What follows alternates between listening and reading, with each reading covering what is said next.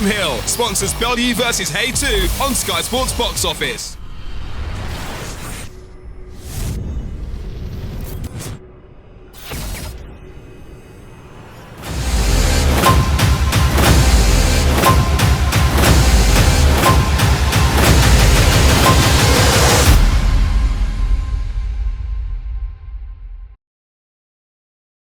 KUGAN, CASSIUS, IFL TV, MTK Global.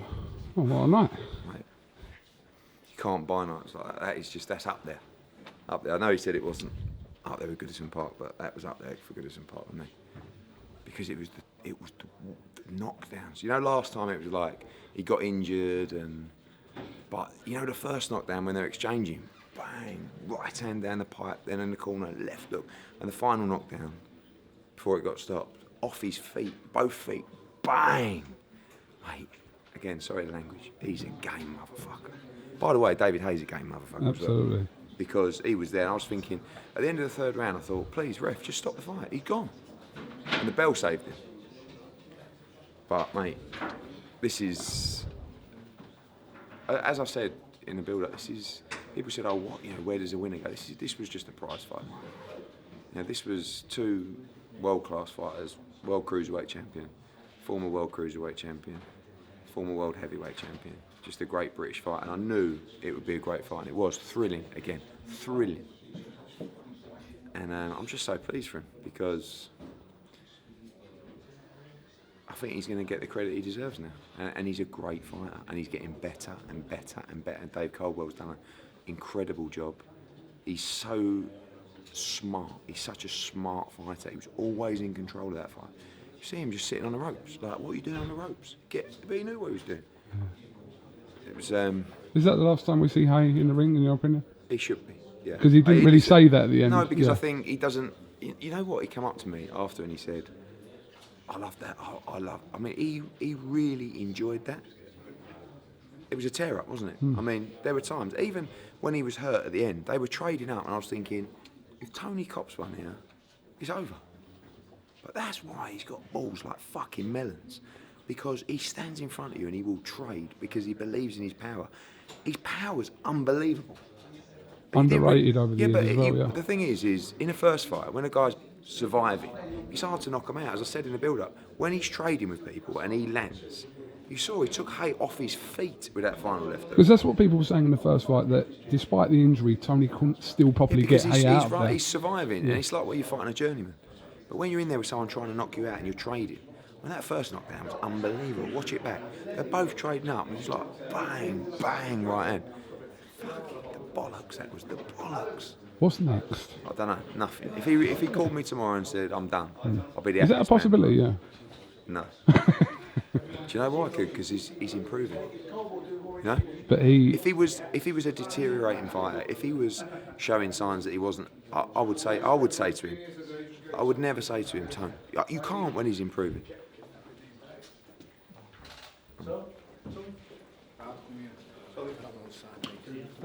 That's some fucking nice. I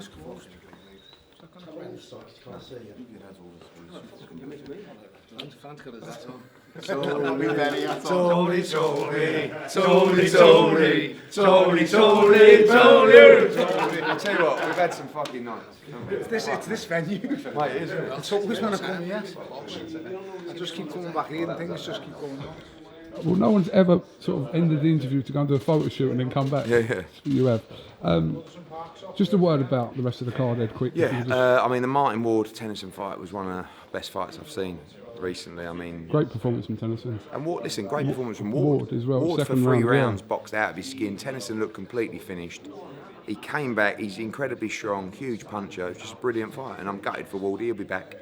And Tennyson now, you know, he's now Commonwealth, European champion, WBA probably #1. He's a big super featherweight. I'll tell you, he's young, 24, and Wardy will be back for sure. Joe Joyce, just, I mean, it don't look pretty, but it's very effective. He's super strong. He's relentless. He's just a very, very tough man to beat. I mean, he destroyed Leroy Thomas. Destroyed him. Great performance from Manuel Rodriguez. I mean, that's a star for the future. Disappointing yesterday, wasn't it? From yeah, it was. The situation. And it's hard to carry on fighting when you know you can't win the world title. And I think Paul Butler had to get himself Paul up for showed it, yeah. incredible heart. I know people give him stick for missing the weight. So you should. I mean, like, doesn't matter. He was unlucky. He got a virus in the camp, but that's what fans do. And if you miss the weight, you got to take the stick. But he did show a lot of heart. He hung in there, and you know, Paul will be back as well. What did you make of the Cox and Ryder fight? Strange ending. Yeah, I mean, it was. I spoke to John Costello after. The referee was bang on. That's the truth of it. You know, you can't be on your knee at 9. There is no 10. That's 10. You know, it's not 10 and then it's off. So when you're on your knee at 9, when he called it off, he was virtually on the ground, rising. And listen, I'd love to back his corner, but it was a count out. It was a knockout. And it was a great shot to the temple that his legs never recovered from. And it was, you know, I don't know whether it's a mistake or he was just too badly hurt, but it's a massive win for John Ryder. You know, you've got two guys there, John Ryder and Rocky Fielding, who are really, you know, sitting on a world title shot. It's just a case of carving one out. So James DeGale fancies fighting Rocky Fielding. I said earlier on.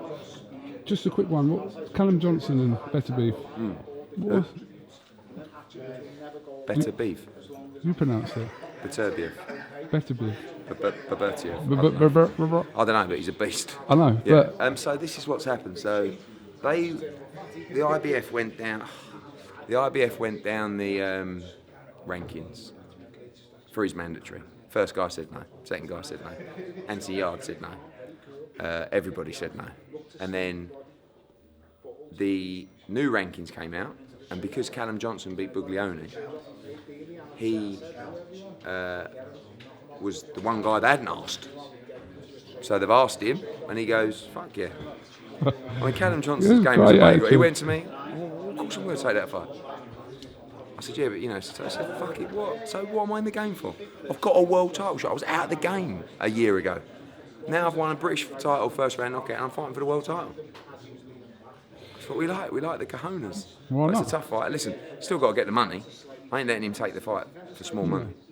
So we'll work that out over the next. Chisora and Dylan White had a little thing Did on they? the side today. What happened? They was going at it today. Was they? Yeah, there was too many people in between them. Violently or? No, it was just kind sort of. more- But there was a point where Dylan. You'll watch it on IFL later. There was a bit where Dylan kind of was coming towards there, but there was too many people there. I think the teams were trying to say teams, their friends and people with them were trying to divert it, but got a little clip of it. I like Chisora Price as well. I don't know. I'm just over the moon. All right. Anything else you want to add? Dislocated my finger. Was that from hugging Bellew? Yeah. At least he didn't mung you off. No, but it was like really for once. Like, how bad are my celebrations? Like, that's so cringeworthy. But for once, it's actually, it all went quite smoothly. Yeah. But then when I looked down at my finger, it was like sideways. So I had to. Anyway, who gives a fuck? Eddie Hearn, thank you very much.